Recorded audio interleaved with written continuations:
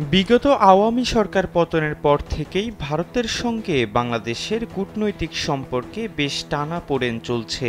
এছাড়াও ক্ষমতাচ্যুত প্রধানমন্ত্রী শেখ হাসিনার ভারতে অবস্থান ঢাকা দিল্লি সম্পর্কে নেতিবাচক প্রভাব রাখছে অনেকাংশেই। এসব অস্বস্তির মধ্যেই পারস্পরিক স্বার্থ সংশ্লিষ্ট বিষয়ে সম্পর্ক এগিয়ে নিয়ে যাওয়ার উপর একমত হয়েছে বাংলাদেশ ও ভারত। যুক্তরাষ্ট্রের নিউ ইয়র্কে জাতিসংঘের সাধারণ পরিষদের অধিবেশনের ফাঁকে অন্তর্বর্তীকালীন সরকারের পররাষ্ট্র উপদেষ্টা মোহাম্মদ তৌহিদ হোসেনের সঙ্গে ভারতের পররাষ্ট্রমন্ত্রী এস জয়শঙ্করের একটি বৈঠক অনুষ্ঠিত হয়েছে। খালাম্মা, আমি আপনার মোবাইলে সেলফিন ইনস্টল করে দিতেছি। আপনার রেমিটেন্সের টাকা আপনি নিজেই জমা করতে পারবেন। সেলফিন, আগামীর ব্যাংকিং। ওই বৈঠকে উভয় দেশের মধ্যে পারস্পরিক বিভিন্ন বিষয় নিয়ে আলোচনা হয়েছে। মঙ্গলবার সকালে বাংলাদেশের পররাষ্ট্র মন্ত্রণালয় মাইক্রো ব্লগিং সাইট এক্সে এমন তথ্য জানিয়েছে। নিউ ইয়র্কের স্থানীয় সময় সোমবার সন্ধ্যায় তৌহিদ হোসেনের সঙ্গে এস জয়শঙ্করের বৈঠকটি অনুষ্ঠিত হয়।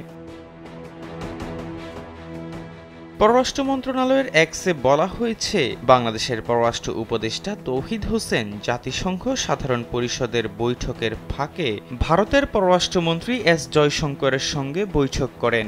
এ সময় তারা পারস্পরিক স্বার্থ সংশ্লিষ্ট বিষয় নিয়ে আলোচনা করেন। তবে বৈঠকে ঠিক কি কি বিষয় নিয়ে আলোচনা হয়েছে তা জানায়নি কোনো দেশেরই পররাষ্ট্র মন্ত্রণালয়। গত ৫ আগস্ট ছাত্র জনতার গণ অভ্যুত্থানের মুখে প্রধানমন্ত্রীর পদ থেকে পদত্যাগ করে দেশ ছেড়ে ভারতে পালান শেখ হাসিনা। এরপর দেশব্যাপী রাজনৈতিক অস্থিরতা ও সংখ্যালঘুদের উপর হামলার ঘটনায় ভারতীয় গণমাধ্যমের অতিরঞ্জন ও মিথ্যা সংবাদও ঢাকা দিল্লির সম্পর্কে নেতিবাচক প্রভাব ফেলেছে। এসবের পাশাপাশি সীমান্ত হত্যা, পানি বন্টন, ভিসা কূটনীতি দুই দেশের সম্পর্ককে আরও শীতল করে তুলছে।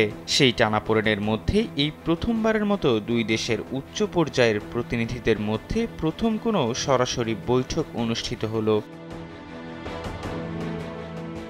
ইহসান আব্দুল্লাহ, কালবেলা ডেস্ক।